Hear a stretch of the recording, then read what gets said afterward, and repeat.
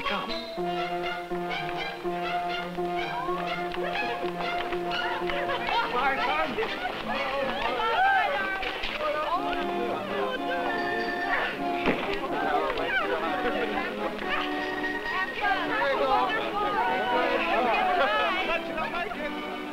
All the world loves a lover, and all the world loves a newlywed.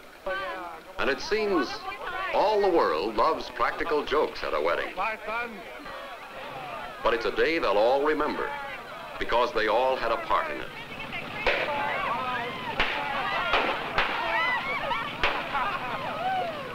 Many things played a part in the happy celebration, even the tin cans. Well, it looks like this member of the party was left behind unnoticed. I suppose that's the life story of a can. It plays its part without being noticed. I wonder about the story behind this can. Who made it? Who filled it? Who used it? I wonder what was in it. Perhaps we can find out if we do a little investigating. Seems to have a name of a kind. T-A-M 10. Well, maybe that's a clue where it came from. TAM 10? Well, no, that's just a code the packer puts on there. It's his identification of a particular pack. In this case, the item was tomatoes.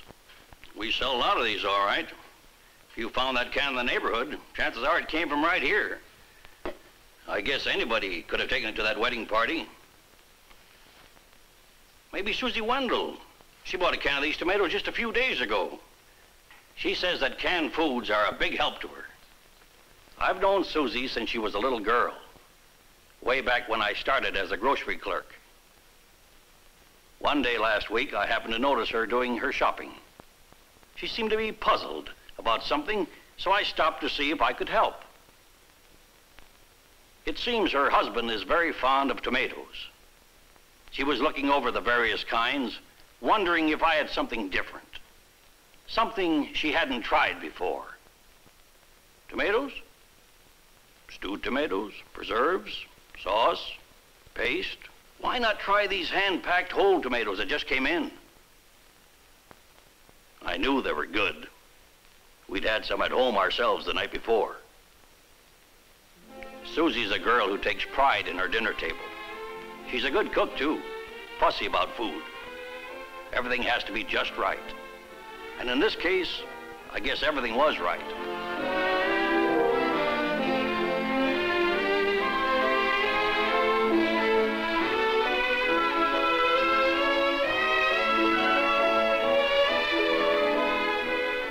I heard all about it next day, and she thanked me especially for recommending the tomatoes. Of course, the real credit belongs to the cannery. These tomatoes are packed right out here in the valley.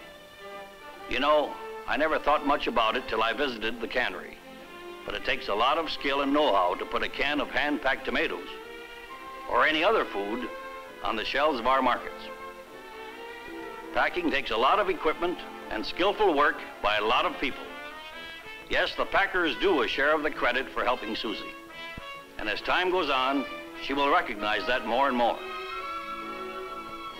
You won't have to tell Susie what's happening as her family grows. The needs grow too. Why, I read where the average family uses about 800 cans a year. And all of us together use 100 million cans a day. That's a whale of a lot of cans. And I guess each one has a different history. Be pretty hard to trace the whole story on any one, I suppose. But if you really want to know more about this can, why don't you look up the people who made it? Their can-making plant is right over there in the valley, too. Drop in. They'll be glad to see you. Yes, this is one of ours. We made it right here in this plant. We make millions of these, and we can easily recognize them. I'll tell you how we make these cans. In fact, I'll show you. Come on along. Our operation starts with these bundles of tin plate. We don't make the tin plate ourselves. We buy it from the steel producer. We order it in many sizes and thicknesses and with various tin coatings depending on the kind of cans to be made. We bake a coat of enamel on some of the sheets before doing anything else. For some foods, this enamel gives special protection. Certain cans have labels and decorations printed directly on the tin plate. It's done by this lithographing press. Now, the tin can you asked about had enamel ends, but the body was plain. So its history really started here. The sheets of tin plate feed into the slitter, which cuts them into pieces called body blanks.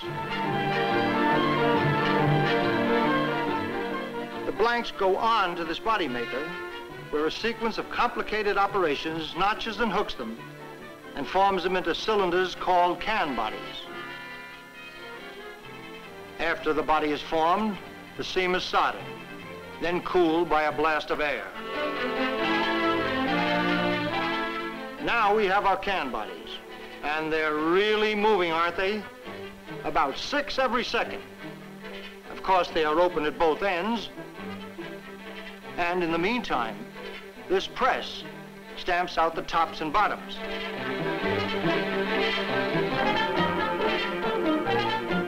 A curl around the edge holds a gasket material which forms an airtight bond between the body and the end when we join them together on the double seaman. Of course, we only put on one end here. We send the tops along to the cannery, and they seal them on after the can is filled. To make sure the cans are perfectly leak-proof, we test them here by air pressure. We check up on the machine, too, by sending a test can through at intervals. The test can has a microscopic hole in it. If there's any leakage in a can, the machine automatically rejects it. Rejection of the can tells us the machine is working properly.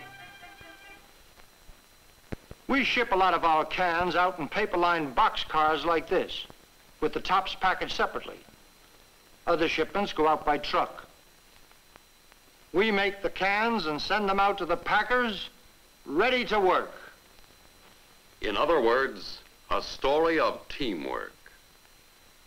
The can maker takes tin plate from the steel producer, sends tin cans to the packer, and times his movements precisely. Yes, these cans will be on time to meet the packer's needs. But meanwhile, let's take another look at that tin plate. As a load of finished cans goes out, more tin plate arrives to keep the cycle going. Ferristan.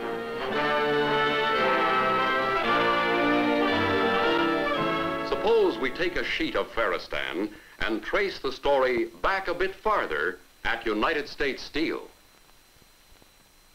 We're always glad to talk about tin plate. Ferristan's our trademark for electrolytic tin plate. I guess you know that a tin can's about 99% steel. We take a sheet of steel and put a protective coat of tin over it. Then you have tin plate. Well, of course, it's not as simple as all that, as you'll see out in the plant. In our mill, the job starts with inspecting and preparing slabs of steel. The slabs are about 6 inches thick and average 15,000 pounds. Looks like a pretty big bite to chew on, doesn't it? Well, just wait and see what we do with it. Before we can roll the slab, we have to make it soft. This reheating furnace does that job. It takes 2 to 3 hours at 2,200 degrees to condition the slab for rolling.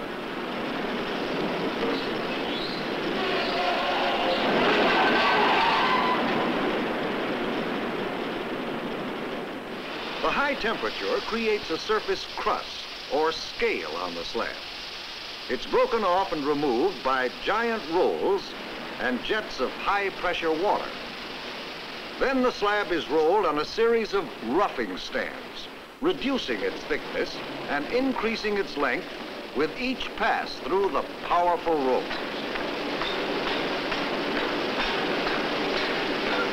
Then the slab moves along to the 6th finishing stand. It gets longer and thinner as it progresses through each set of rolls.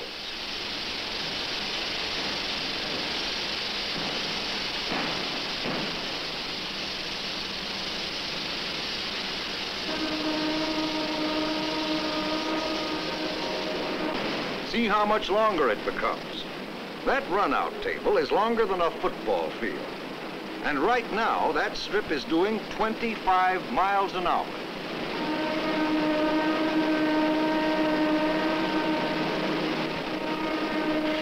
At the end of the 1,600-foot line, the racing steel strip is trapped and wound into a coil, ready for further processing.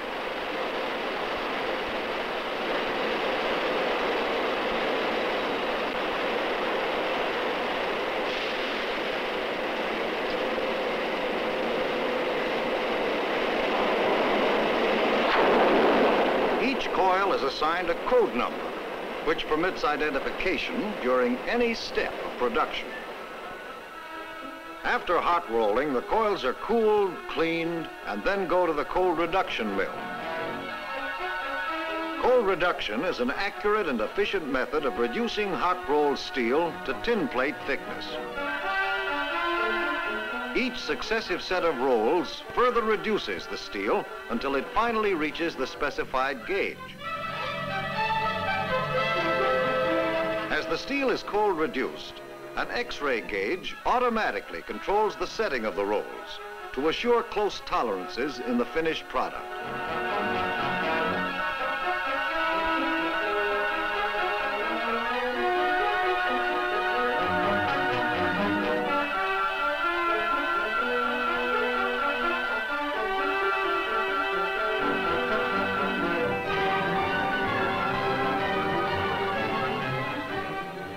Now our steel is coiled at nearly a mile a minute and is 13,000 feet long.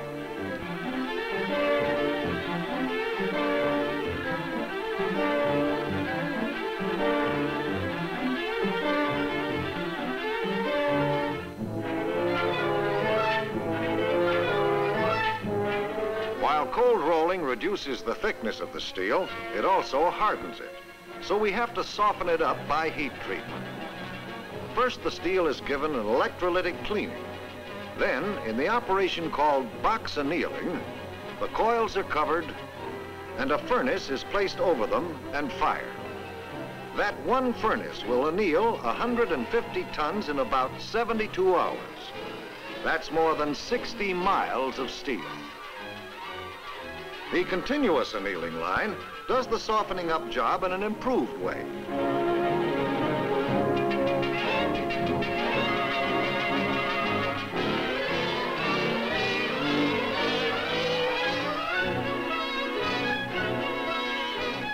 Slack in the line permits us to weld the ends of the coils together without interruption.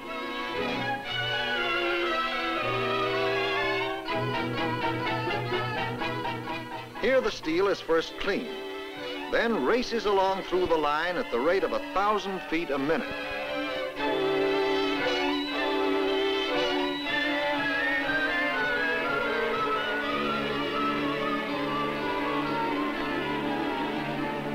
The steel undergoes many physical changes as it climbs the 60-foot towers and drops into 50-foot underground pits over the 400-foot length of the line. Only minutes after entering, the steel speeds along to the coiler, completely annealed.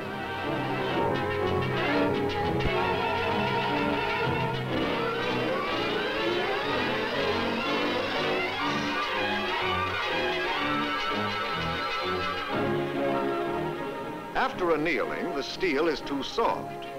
Rolling on a temper mill gives it the exact degree of stiffness and finish required.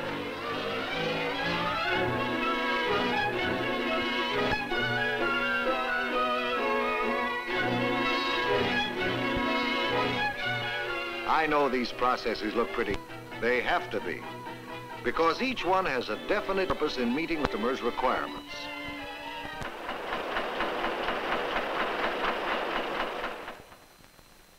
One way of putting tin on the steel is the hot dip process. After shearing, the black plate is cleaned before going through the bath of molten tin.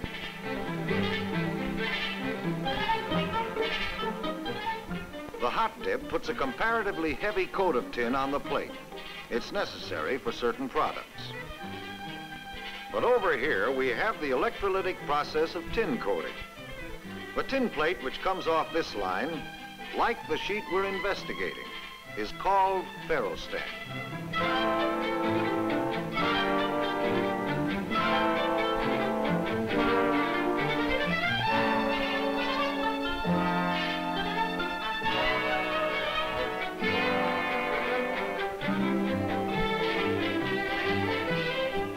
At the start of the continuous electrolytic tinning line, the coil ends are welded together.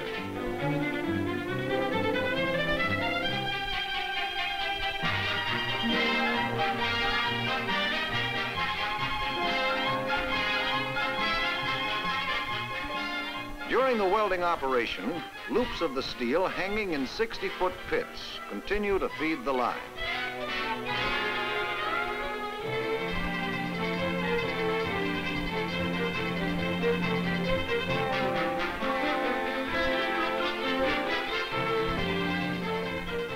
In the ferrostat process, the steel runs through cleaning tanks on its way to the plating cells.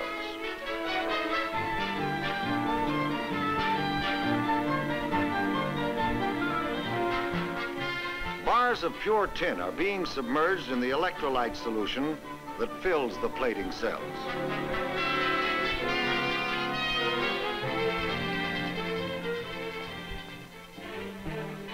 Electric current is passed through the electrolyte from the tin bars to the steel and carries tin to the surface of the moving steel.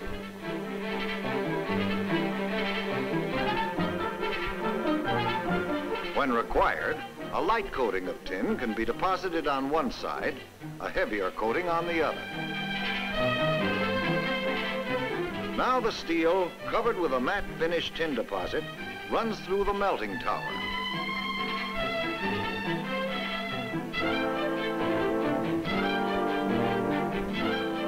Electric current passing through the steel heats it to the point where the tin deposit melts into a bright finish.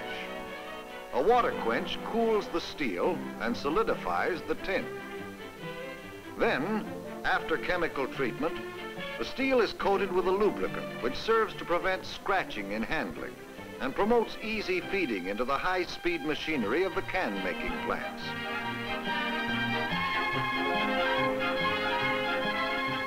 Now the strip of tin plate is ready to be cut into sheets.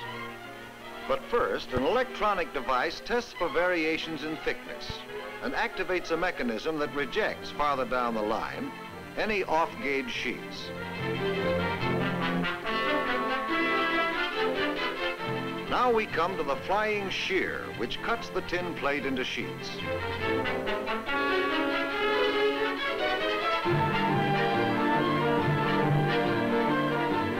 An electric eye checks the tin plate for pinholes and rejects any sheet that's less than perfect.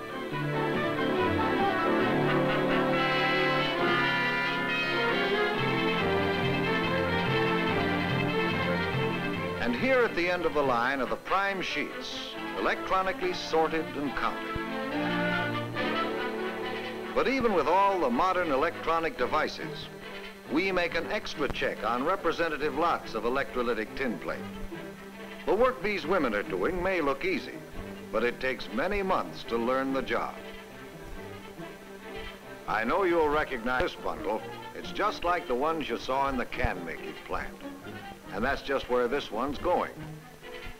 Our plant here is just one of 5, which the company has built in strategic locations.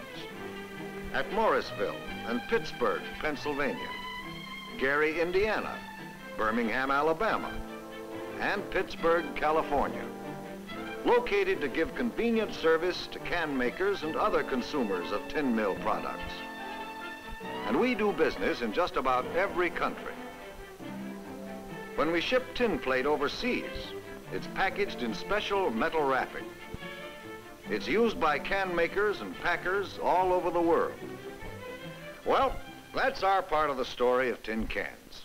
We make the tin plate here, send it off to the can makers, and, well, you know what happens from there on. Yes, we've seen what follows. And I guess there's just one last question to ask. Where does the long chain of events really start? The slabs of steel that are stretched into thousands of feet of tin plate. Where did they come from? Well, that's an easy one to answer. We requisition them from our steel works, specifying exactly what type of steel we need for each purpose. To make steel, a fleet of giant ore boats brings iron ore from distant mines, sometimes over 1,000 miles away. Equipment of awesome size is required just to handle the stockpiling that will see the plant through the winter when the boats are icebound. Meanwhile, coal is flowing in from another source. And coal, too, must be transported over long distances by rail or barge, and then converted into coke. Limestone is coming in from yet another source. All these raw materials travel through an intricate network of manpower and equipment before they even arrive at the blast furnace. You first make iron in the blast furnace from raw materials that have been carefully prepared. We can't just take them from the mines and quarries and dump them into the furnaces. They must be sorted, blended, and processed first. The story of the tin can really begins right here. A force of thousands of men, an investment of billions of dollars in equipment are required for the job. The open hearth refines the iron into steel. Molten steel is poured into molds to cool and solidify, to become ingots ready for shaping into slabs. And now you have the story of the slabs you asked about. Yes, we have the whole story now. A slab of steel born of iron ore, coal, and limestone. Fashioned with a specific nature for a precise purpose. A slab of steel whose form and appearance are dramatically changed in the mills. A slab of steel whose hard, resisting form is squeezed and rolled, rendered workable by annealing, tempered and stiffened. Steel, a willing servant, made willing by the care and skill in its manufacture. It accepts and dons its coat of tin, and at another time, in another place, it accepts the forming and shaping of the can-making plant, and comes out the shining, perfect container that was its destiny. And all this while, as the steel was made and the cans were shaped and shipped, fish were caught and prepared. Meat was made ready for processing. Foodstuffs of many kinds were growing in the fields. Precision timing by the steel maker, can maker, and packer assure that the cans are there to receive these foods as they are harvested in their prime. Research by can maker and packer has developed varied methods and techniques, scientific processes that seal all the nutritional goodness of the foods inside the can and preserve them indefinitely. By making a complete variety of foods available all year round, cans have helped change the economy and health of the nation, helped create a new standard of living. That standard of living enables the average family to enjoy the products of the whole world, delivered in a steel container that costs approximately the same as a postage stamp. These are the products of a special science, a science that became an art through the research of the steel maker, can maker, and packer.